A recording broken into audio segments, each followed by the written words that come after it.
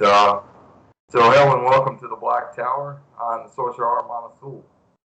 Today is a very special day. I've been on his channel, Envoy of the Dragon. Today we have Asher from Envoy of the Dragon with us. So how you doing, brother? Oh, I'm doing good. How are you doing, brother? Shit, man, tired as hell dragging it, but I got this, man. I got this. Uh, so I speak to a lot of people, and I talk about a lot of things. And you brought up something interesting that I think that together we could actually put some info out there is on seals, sigils, and symbols, their uses, how to empower them, and how to actually work with them. And not to mention all the crazy stuff that all the gates and things they can open up to you just by looking at them for a while with the right state of mind. All right. So like let's say for example that you meditate hmm on a seal or a sigil or symbol.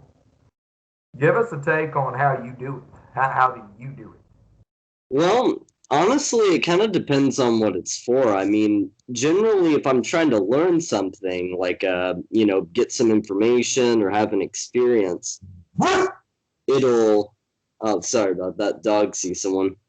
Uh, but what'll happen is I'll usually focus on it closing my eyes if I'm trying to bring information in. If I'm trying to send an intention out, I'll keep my eyes open and focus on that with, just the main thing is just that state of mind though, being in a receptive state of mind or being in that actively looking at and concentrating on and focusing on what I want to happen. So it depends on if I'm sending something out or trying to bring something in, but most of the time it just kind of involves getting to a point where I'm calm and relaxed and hyper focused on a single thing, if that makes any sense. Yeah, that makes perfect sense. Do you have like a pre meditation thing that you do? Like do you go take a shower? Do you know just when you get up from a nap? I mean, is there anything previous to it that you do? Like you know, do you use mantras? Kind of. Yeah, well, what I'll do oftentimes before is I'll do a breathing exercise. Like, in for three, hold for three, out for three. I'll do a breathing exercise for about 5 minutes. But really, just I do pretty much anything that'll get my body relaxed. One of the best pieces of information I've ever been given was that if your body's relaxed, your mind is going to follow as well. So I just do whatever I need to get into a relaxed state before. And that could be anything from taking a shower to taking a bath or doing the breathing exercises or, just whatever happens to be the intuitive thing to do at that point. Yeah, it's like I have a particular thing that I do. Like a lot of times when it comes to me that I want to do something, like it'll come out of nowhere. The urge or the drive for it. And so the very first thing I'll do is uh, is I'll decide on what it is that I'm wanting out of it. Like, am I wanting to connect with the deity? Am I wanting to create a desire? Am I wanting to just make it as a talisman to be able to download information from the airs, so to speak, Yeah. of things of that nature? And like I might go smoke a cigarette, and while I'm doing that, I'm clearing my head because I'm breathing out the smoke. I'm also letting go of any intangible thoughts, anything that doesn't help or isn't constructive with what I'm about to do. And Right. that can be any amount of time from 3 to 10 minutes, just depends. And then I'll Hmm. come in and I'll create I'll draw it, and I'll sit there and I'll think on it. And as I'm sitting there, I'll hold it in my hand and just not even look at it, but just like the vision of the images in my head. And I'll sit there and I'm like, I need you to do such and such. I need, do this, do that, because you're charging with the intent, you know, because it's one thing to see it and know what it is that you're wanting, but then you have to take some time with it to Yeah. create it. You got to connect it to you.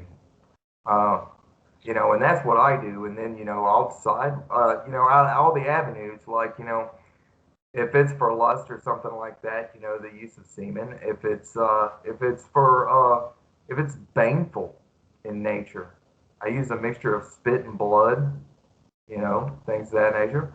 If it's something where it connects with a deity, and at the end of it, I'm going to be giving an offering for it to have in accord with its attention and its health and it being entertained and actually appearing and showing.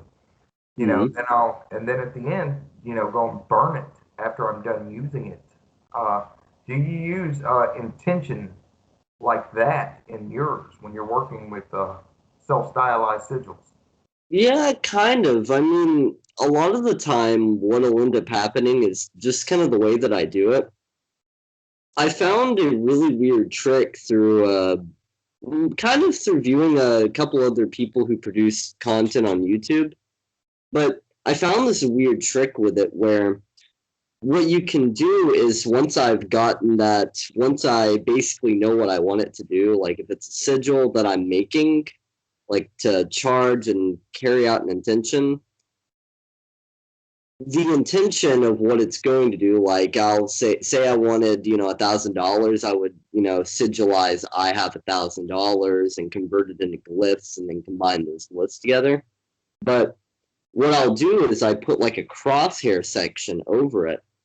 And the odd thing is apparently whenever you do that, regardless of what you put on, like regardless of what kind of energy goes into it, it will cause that energy to be converted and go toward the purpose of that intention. So it's kind of like I'm setting the intention whenever I make the sigil.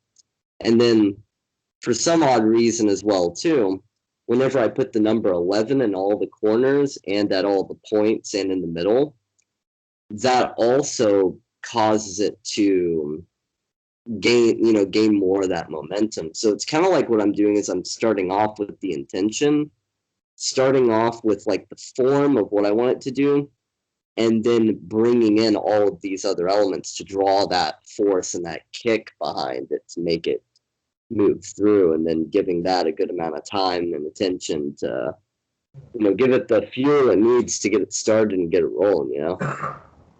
Yeah, it's funny. We sit here and we talk about this, and there are viewers that are watching or people out there, and everybody has their own method, their own manner. Like you were talking about the 11, that's a number that resonates with you, I take it, is why you Hmm. put it. I come from a high magic, Kabbalistic background. So the ceremonial magic, I got this, and the numerology and the meanings and everything else. So four is the number of the elements. Hmm. 4D is the number of the earth, and 400 is the number of the four corners of the universe. And so, like a magical number is 444 because then it represents it coming down. There you go. And, so that's something I would use. But of course, like with numbers and stuff like that, there might be questions like where do you put it, so forth and so on. You can use your intuition of where Yeah. to place it on the seal. Me, myself, and I like to write, if I'm going to use numbers and stuff like this, I write them on the back of the seal. Uh, and then perhaps my name, if it is something that I'm wanting to come to me, or Hmm. somebody else's name. Sometimes I'll even make a sigil of somebody's name if it's Yeah. for somebody else. You can also, one thing I've also found too is you can take a planetary square and then you can turn your name into like one of the cameo sigils for that so that you draw in that power. I mean, there's so many ways to use these symbols I think honestly too, if you just get into that relaxed and focused state, and you go off your gut. I mean, I think that a lot of these things, a lot of this knowledge is just weaved into the cognitive fabric that unites the mind, I guess you could say the conscious mind of the universe. So you're going to be getting these little blips and pieces of information, and then you go and look it up, and then you'll find out almost every single time, oh well, this means this, and oh shit, yeah, it's like I had no way of knowing that, and something came through. You know what I mean? Yeah. Uh, I want to interject a thought though, because like I do in my channel when I'm discussing the Necronomicon and I'm discussing, you know, the celestial times. Okay, they're not Mhm. like a time like thinking on a time clock. But let us take into example that you're sitting at home and you're watching this and you're like, oh great, this is just another video on sigils and how awesome they are, great and dandy. Well, allow me to educate you a little bit how we've been sitting here discussing the different things you can do and the techniques. Next thing you need to work on is timing. Mhm. So let's say you want to meet the girl of your dream, and it's a Tuesday, and you want to make a sigil for how to meet the girl of your dream, whether it's a booty call or it's for real. Well, Tuesday is ruled by Mars, but Friday is ruled by Venus, and Venus is what you would be after.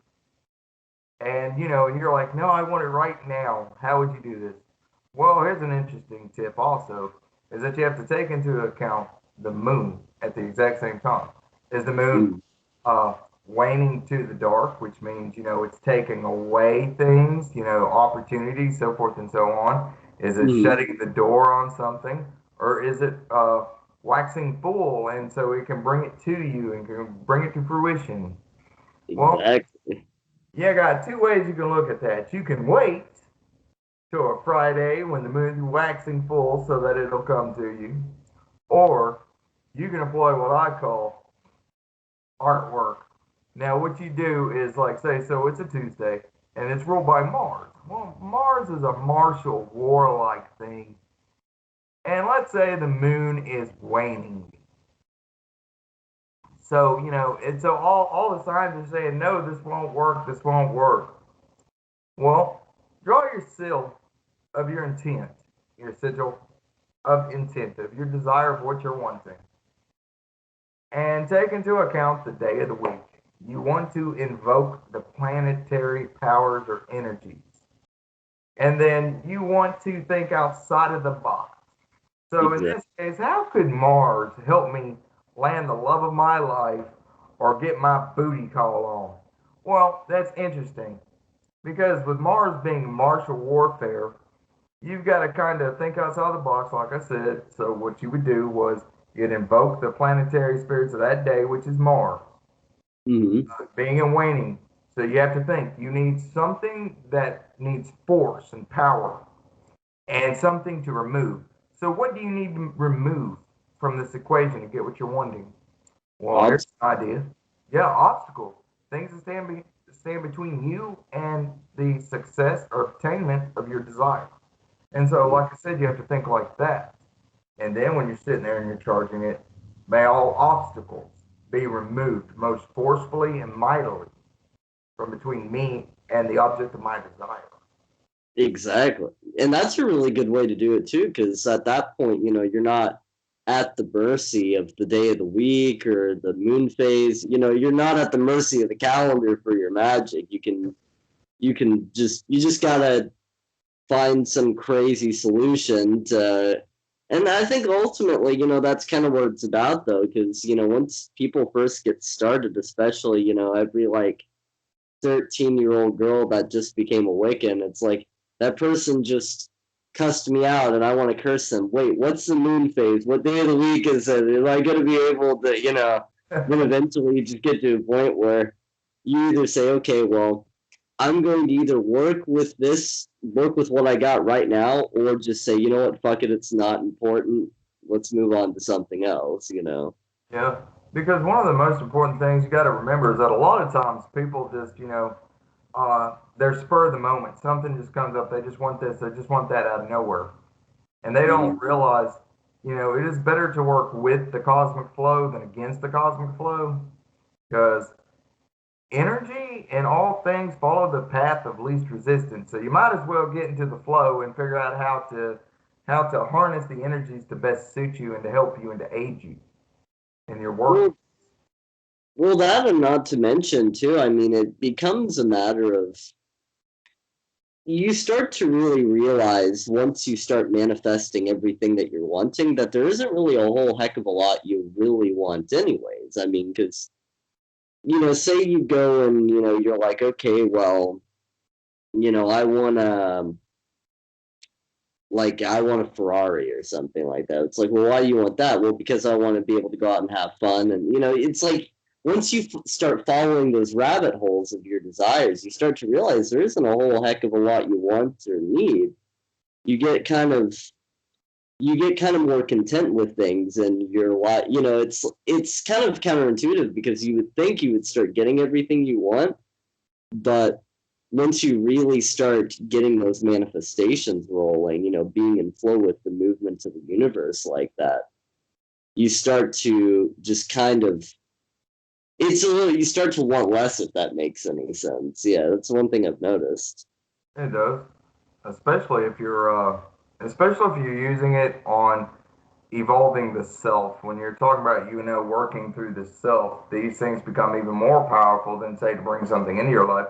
The reason why is because the only barrier that then it has to get past is just your own head, your own mind. And the funny thing is that once you put your shit together inside yourself, the universe responds in kind.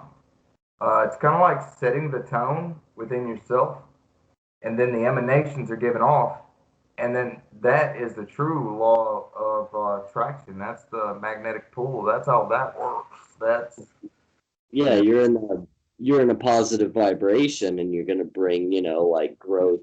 That's one thing I get a lot of people on my channel will ask me how to bring in these entities of like war and destruction and things, and I'm like, okay, well, I mean, I can show you how to do that, but for what end? For what purpose? I mean, you just kind of want to like chill with a spirit with a while, because it's cool, or are you trying to get something done? I mean, it's like, I suppose you could build a business using entities of war, death, and destruction, but I mean, it's just not the ideal tool for it. I mean, you could just as easily, I guess, cut a steak with scissors, but it's just not you could do it, but there are easier ways to do it. And well, it's really, it's like yeah, having a 6 penny nail and a 12-ounce framing hammer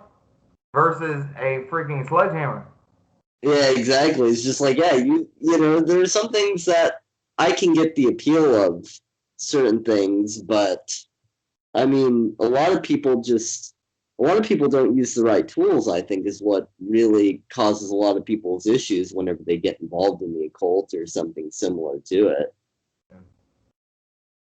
It's interesting. You talking about people wanting you to help them, how they could do stuff like that. Some of those spirits. There's one thing you need to sincerely keep in mind, no matter what type of spirit you're working with. I don't care. I don't care if it's angelic, demonic. I don't care what it is. It could be a My Little Pony spirit. I don't care what it is. You've got Right. to imagine its effects on your life because you're initiating contact with a force or a power, and then you're giving it place around you. And a lot of times, even people who work painful magic, they don't understand how to work it without it causing them destruction in their own life. And then they think, oh, somebody's attacking me, or this, that, and the other. And it's not that; it's that they're unaware of what they're entertaining. You know, you They, you they, they're wondering why they got splash damage whenever they walked up next to the guy and shot him with a bazooka. Yeah, Yeah, it's like yeah, and the recoil is a bitch sometimes. exactly. Yeah, I mean, because you do get recoil from those kinds of things, and if you don't, know to let things go at the right times, then yeah, that butt's gonna kick you and push your shoulder out of place, and you probably end up missing anyways. And yeah, I think Curses are a surefire way to teach you how magic works, but it's like the school of hard knocks, and it'll knock you on your ass several times. Well, Uh, I'm one of those that's like, you're going to learn from your mistakes. And who's better at teaching you any lessons than life lessons and one's mistakes you've made yourself? The seriously interesting concept is just because you're working with a negative, destructive energy, entity, spirit, whatever, it mhm. doesn't mean that you have to embrace it. It doesn't mean you have to do this or do that. It can be there for as much as to change something about yourself you don't like. You know, like I'm coming up where I'm having to quit smoking because of Mhm. surgery. Cool, I'll be quit. I plan on being quit way before then. But the thing is that, it's not only going to take the spell work to do it and to remove the desire, the want, without causing physical problems or financial problems, that can come up from trying to remove something from your life. Because the universe is like, oh, okay, you want to quit smoking? Sure. I'll make sure you ain't got no way of buying it or getting it or what, you know what I'm saying? And you don't want that. You Yeah. direct that energy on your will and on your physical actions. And every time you would pick up something that you're trying to quit, have that inner voice just be there begging no, and just you set it down and be like, yeah, I'm not going to do that. you know. So you need to direct with caution these forces, these powers, this where your thought goes, energy flows, and all that.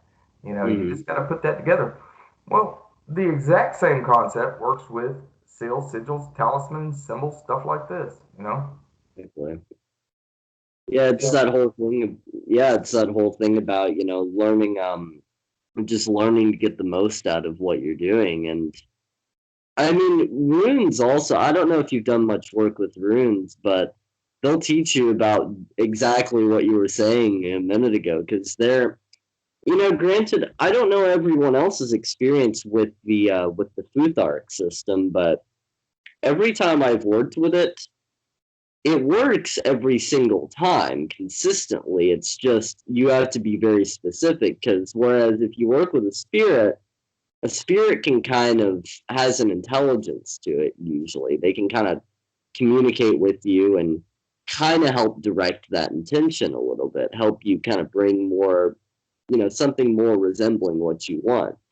Runes don't really have they don't really seem self-aware, so it's just kind of straight unbridled power it's basically just plugging right into the wall jack, and you've got your two lines or whatever, and then you're just gonna hook that up to whatever. So you have to be very specific about that, and you have to be very specific about binding down the actions you don't want to happen as well. Yeah. Um, the method when I was working with runes that I used was the Triskel, and I work runes by the threes. When I do work with runes. So I'll work with three types of runes because you need one for the underworld, the middle world, the other world. Mm-hmm. And it's best to remember that when working with runes, even for beginners, they need to know that. There is a reason for that because it passes through all the realms. And so I put one letter in each one of the little loops of the Triskel, Mm-hmm. and the one that is formed from all three is visualized dead center, and then it's just supposed to be seen as a wheel that spins, spins, spins until it's so fast that you can still make out the true scale, and then all that energy is poured and focused and channeled directly into the fixed one. It is then lifted and either brought within if it's something you're trying to unlock with inside yourself, placed upon an image of somebody or something or whatever, is cast out there. Mm-hmm. And that was my experience with the runes. I messed around with all of them, and I created what I called a master set, which was going from the Germanic, Elder Folklore, Anglo-Saxon, the Norse runes, so forth and so on. And I created a just a master set that span through all the different ones. Now there were some that weren't there and so forth and so on, and I didn't discard them. I didn't do away with them, but I was trying Mhm. to make one that was for my set to keep for myself, something that would, that over time I could understand what it represented, but at the Mhm. same time I could apply it slowly, integrate it into my own psyche as a magical language that I could use. Dang, so you really did dive in pretty deep with the runes then. I had never even heard about using, I'd heard about bind runes and I had done a few bind runes, but using three at the same time like that, I had done something like that one time and this is one of those like baneful magic war stories I will share. There was this guy at work that was being an asshole. And what had ended up happening was is I'd called out, like got sick one day, and then they were basically trying to get me fired. So what I did was I combined three runes together, and it was all that the binder was supposed to do is just get people to basically to bind people's tongues, not to speak bad about me, not to be against me, to job security, all that. What ended up happening was that guy he ended up getting pulled over. Turned out he had a suspended license, got 6 months probation, was in jail for like 2 or 3 days, missed all those days, about got canned himself, and everyone stopped talking about me and immediately went on to him. Yeah, so it's now that was I had no intention of harming anyone, but yeah, I mean it's like runes. I think you and I can both agree that runes are really freaking powerful. Yeah. You It, know, you said I went really deep in that. It doesn't matter what I've done in my life. I mhm. really put myself into my practice. I don't just, see a thing on a book and decide, oh, I'm just going to draw this right here. No, no, And no. what does this button do, Dexter? Yeah, I mean, it's best to know what in the hell could happen. Uh, I won't. I won't do like a thing on the runes and how to work them and stuff because there are so many people out there that are knowledgeable and are actually putting the stuff out. And Yeah, so, I don't try to jump on the fad wagon and all that. I don't try to jump in on that. But for me, with that, it was important to understand that something must die to be born, and then something that is born will eventually mature, and when it matures, it will die. So it's a cycle.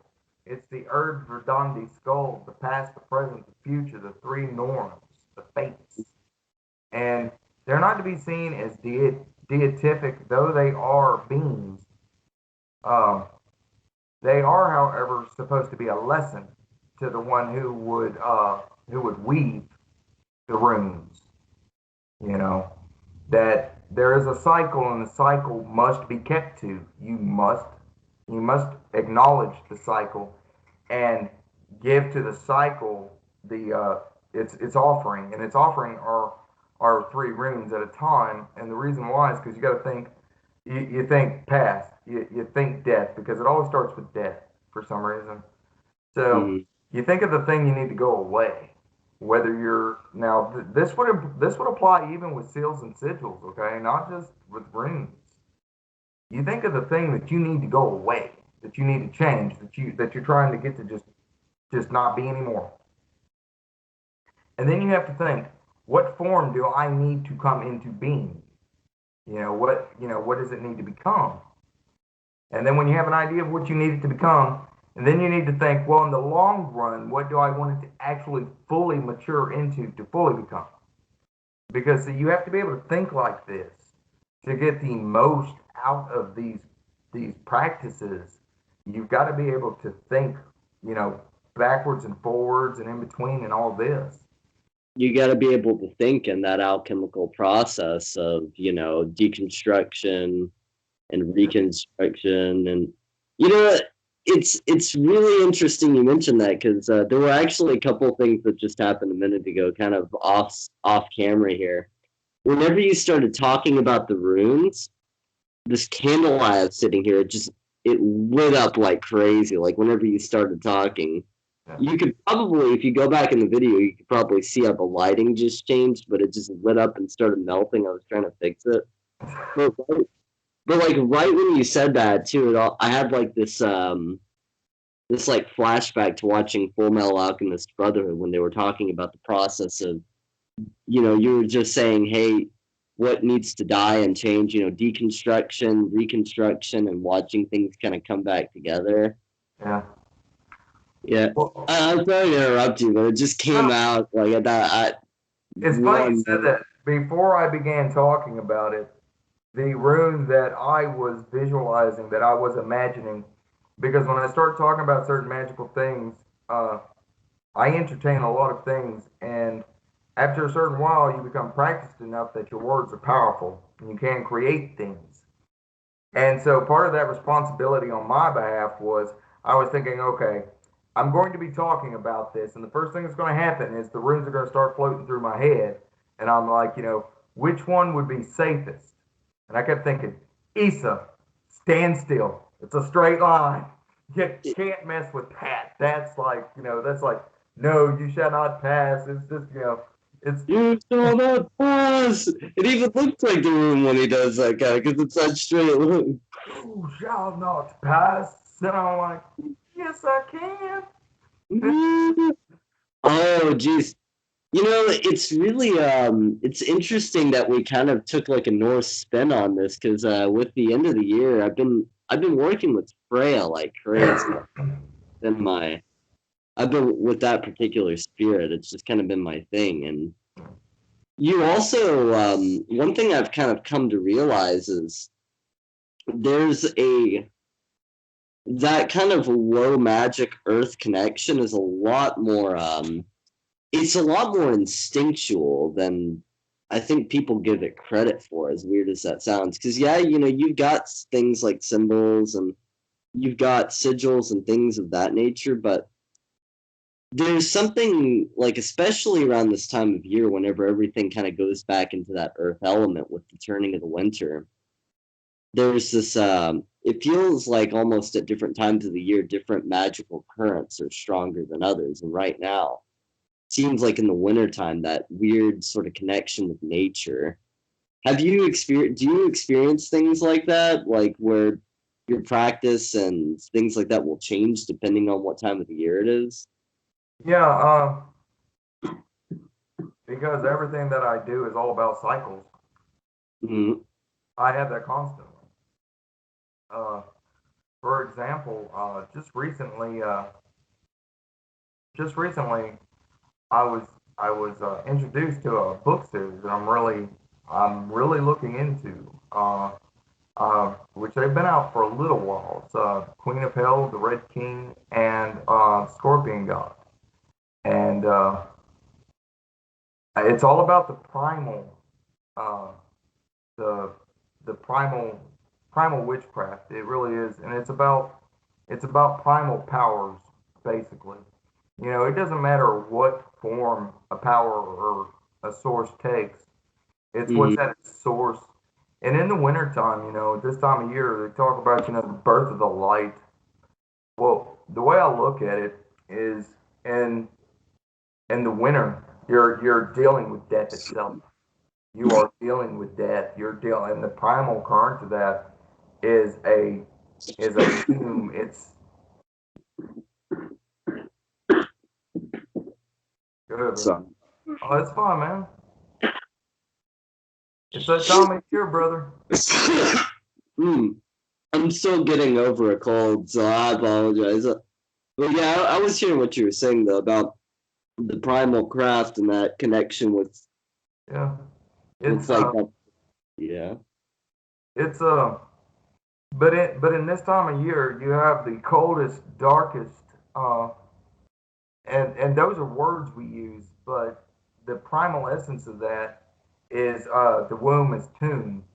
So what was tomb has become womb, meaning it's holding a life.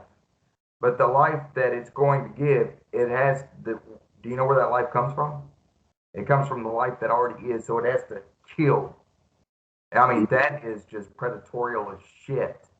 So Yeah, it murders its mate in a sense, and this equates to the killing of the king and so forth and so on in different mythologies and stuff, it's uh, a very Scorpio concept. Yeah, but just right? that deep, it's that deep kind of like poisonous water that,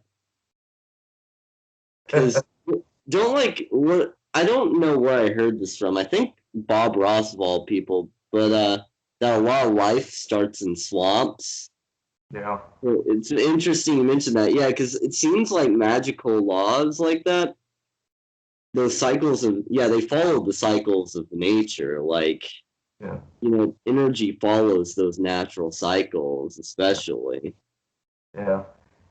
Yeah, And and with that death current and everything, and they're talking about the birth of light, following suit with the books, and you got the birth of light, and their take of it, Lucifer's the light is her son, and later on consort. Which that's neither here nor there because it's not about like when we think consort, we're always thinking, copulating and male and females, male males, females females, whatever. That we think the lustful physicality of things. We don't understand that this happens on a level way before the physicality of anything. And that's also part of the cycles is the blending and the mixing of the darkness and the light. And that's mm, what makes it so powerful is not necessarily what is happening is powerful, but when it dawns on us, when we understand consciously what these forces represent, we become empowered with those forces. And when this happens, that's when a person starts to fall in line with and is affected by the changing of seasons. That's why I said all that was to bring that up. That's what causes that. damn. So it's like you start to really get in that harmony of that. I'm trying to think of a word for it though. That harmony of natural rhythm, and so you get in rhythm with nature. Yeah. Yeah, I equate it to the tides of an ocean. Tides ebb and flow, back and forth, back and forth. It's that constant reverberation. It's when we talk. Sound, sound is created, goes out, and then bounces back. Now we may not hear it like an echo, unless you're close enough that an echo surface or something would cause it. But still, it is dispersed back to you. So therefore, it's still the ebb and flow, the expanding, retracting, expanding. You know. So and once again, that comes right back to the moon and what we were talking about in the original when we were talking about the seals and sigils and paying attention to the times because see that's the secret to most powerful magic. When they say timing, nobody really describes or explains it right. But with timing, they're not talking about it's at 2:32 or blah blah blah. No, no, no. Like, oh crap! I started this ritual 1 minute late, and now it's gonna be fucked up. And yeah, like, Yeah, it's all about timing. Timing means knowing the season, the phase, all this stuff, putting it together, you know, and witchcraft, where witchcraft itself came from, which makes it such a powerful proponent to all of this, is the fact that it was witches who first discovered the cycles and the connections of cycles. Because meanwhile, you had all these astrologers, magicians, and sorcerers and stuff, dealing with celestial cosmic beings and all this other stuff. And meanwhile, we're just sitting there going, hey, I can make this potion, and guess what? It does cool stuff. and exactly. Yeah, you've got that whole. I think that's where I think it was the birth of that is where seals, sigils, symbols, and their ability to actually be used came from. Is I think is it took those wise men, those wise women. Yeah, exactly. Well, it would make sense too, because generally speaking, I mean, women, especially whenever it comes to magical practitioners, women are naturally better, I find, at divination most of the time. Like if they're a serious practitioner, they get more they have a more receptive nature, so they get more of that information and can bring more of that through. And I think honestly, like a lot of one thing that's at least hurt me a lot in the past was being too rigid in my practice. Like, because it's cool. I mean, I love space and I love studying celestial bodies, but, it's like once you go out and actually experience that raw, down and dirty connection with the earth, though, that's just magic all on its own. Just the experience of it all. I mean, that once you've developed that, I'm sure you're familiar with that too, given that you said you were in landscaping for a while. Oh yeah. Yeah, so you know all about that kind of thing. Yeah. There's something special about getting out and, having that connection with that Gaia principle, that Mother Earth, that living celestial body we're on. Yeah, that comes right back to the primal. Exactly. The primal source, the primal fountain, you know. And whether it's witchcraft, whether it's magic, whether it's sorcery, whether it's this, whether it's that, these are all just words. They're just words. What's very important is, what does it all mean? You can look to the stars all day long and want to go to them, but unless you do all the stuff to become an astronaut, even the cut there is kind of low. So your chances of actually making it to where you can physically go to the stars is another thing. And then let's break that down for practitioners and for people who maybe their goal is not so quite so lofty, but they're like, oh well, yeah, this is cute and all, but it won't do anything. What it's made to do is that, because of everything having been created and made of energy, and it has a vibration, all you're doing is learning how to channel and change your own energies to fit to match the vibration of that which you desire, so that when in tune with it, like a magnet, it draws to you. And that is, when you think seals, sigils, symbols, when you think even works of rites and magicals, stuff, that's basically what it is how to do that. Yeah, you're getting to that point where you're harmonizing yourself with the I like to almost think it's like you're harmonizing with the version of the universe that you want to exist in at that point in time. Right. Yeah, because I mean, I think I speak for all of us, practitioners when I say, we've all had some really crazy experiences, and a lot of which even contradict each other until you realize, yeah, there's this, you know, fluid nature to the universe where it can morph and shape around you, and you do a lot more projecting onto the universe than you really realize you do. Just saying in general, as a person, people, they don't realize just how heavily they affect the world around them until they actually take that moment to get a bird's eye view through some ritual or something like that. Yeah. It's I don't know where I was going with that, but yeah, I just kind of get on these rants sometimes where I just start spilling out, rattling out information. So.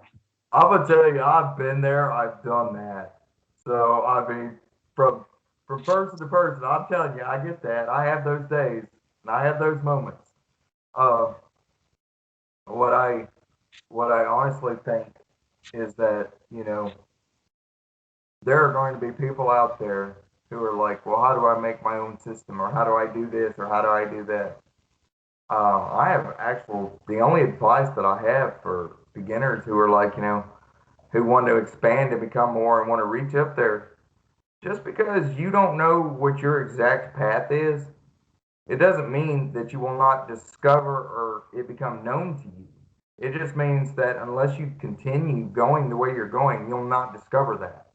So don't give up, don't quit, you know. Um, because it's amazing to me that people look up to everybody else and they're like, oh, well, they're such and such, and they know this and that, and they can do this and they can do that. And I'm like, you could too. You don't have to Like, go my way. You just gotta kind of like walk the path of magic because it'll open the doors of yourself to you. like even the Bible tells you that. I mean, shit.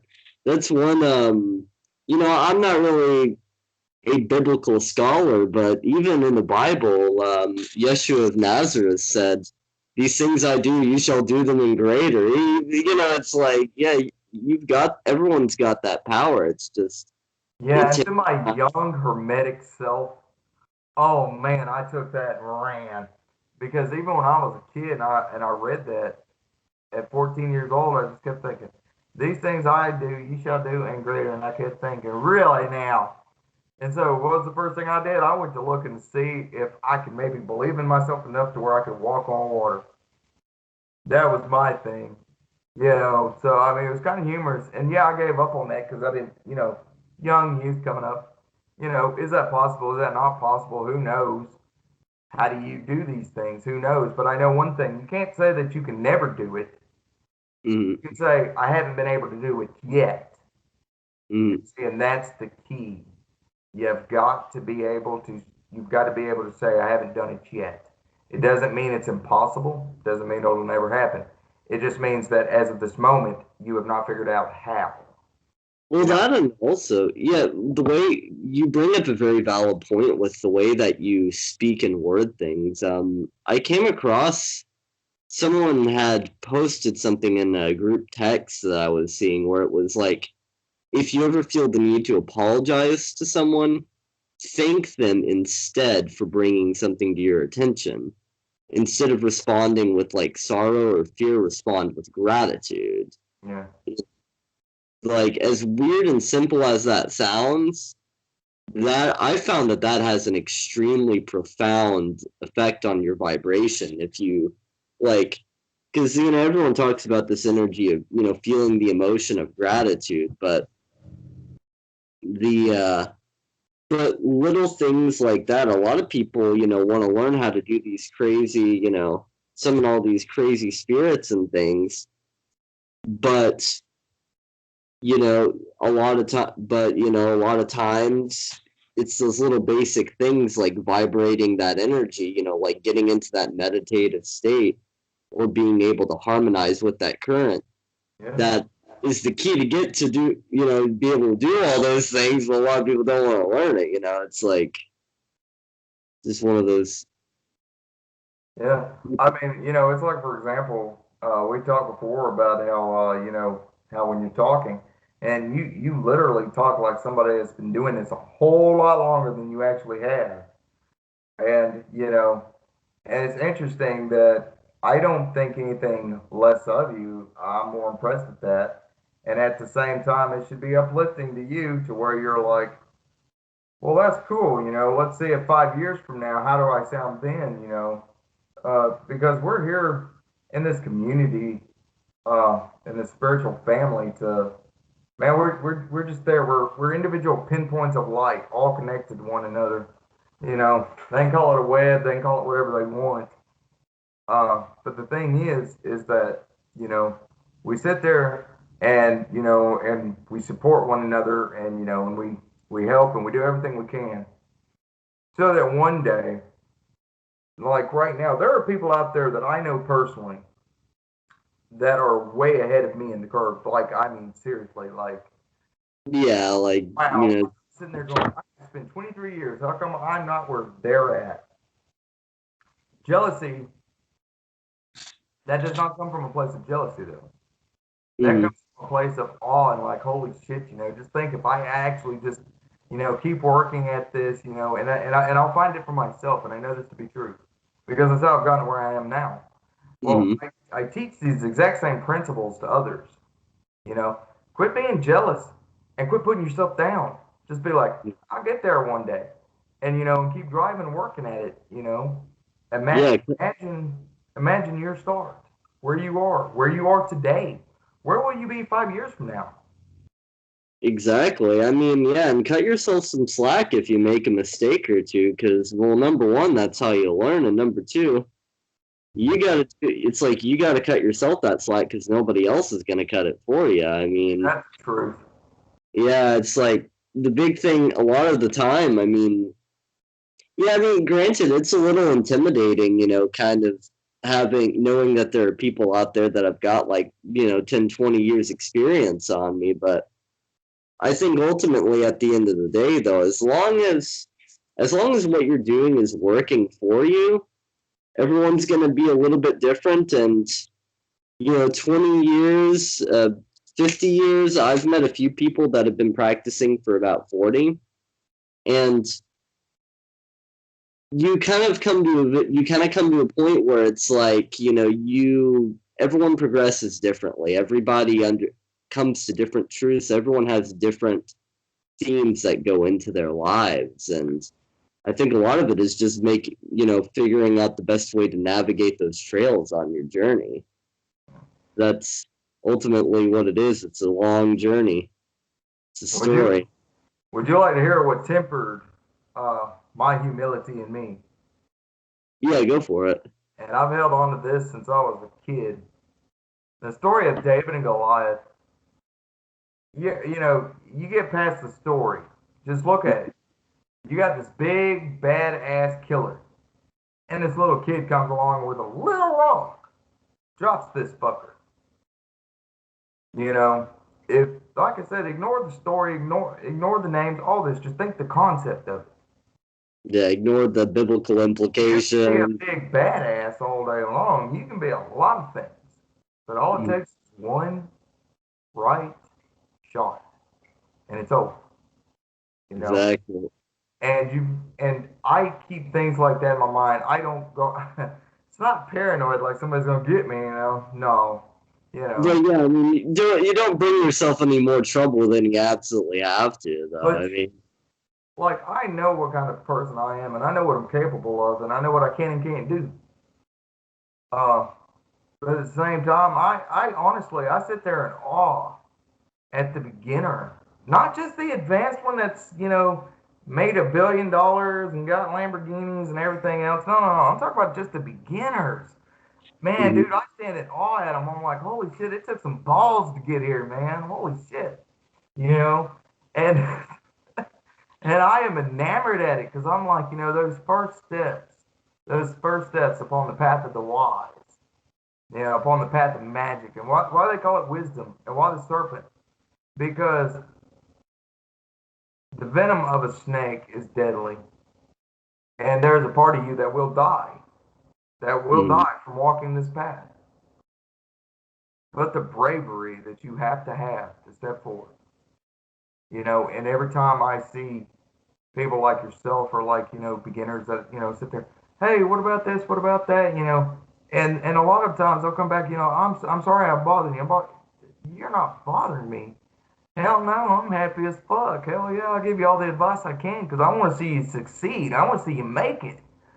I want to, exactly. I want to see you be a badass one day. I want to see how you scrap, Well, stuff like that. also, well, that and also too, if build. I have always loved building other people up, and You know? you build yourself up too whenever you build up other people, anyways. But yeah, I mean, it's like once I think probably the hardest part of any thing is because everybody goes through that phase where you're sitting down and learning about it on YouTube or the internet.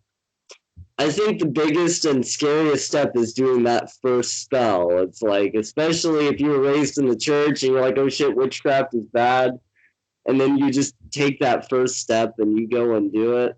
Yeah. You, Yeah, it's the first one that always gets you. That one's the hardest. I will tell you a funny story, and I've actually never told this story to anybody. Uh, but this is how comfortable I am with who I am and everything. The very first painful spell I ever did in my life was a spell called the Three Nights of Hell Candle Spell. I was like, hell yeah, I'm gonna give me some bitches. So like, I'm gonna take out my enemies and I'm gonna do this. So I get my three black lights and I get my incense and I'm doing my chants and this Lucifer's touch spell that I don't even know if you can still find it online or not. It was part of black magic stuff. This was back mid '90s, early '90s, mid '90s, See, and that's old school. Well, not like old school, but like older school black arts kind of thing. I Yeah, got. yeah. So here I did this thing, this 3 nights of hell candle spell, and it's a so here I am. Well, I know that for 3 nights in a row, I had the ungodliest presence and energy in my in my fucking bedroom, and I mean, I was almost scared to go to fucking sleep. Nothing ever happened to my fucking enemy. Right. Nothing ever fucking happened to my enemy.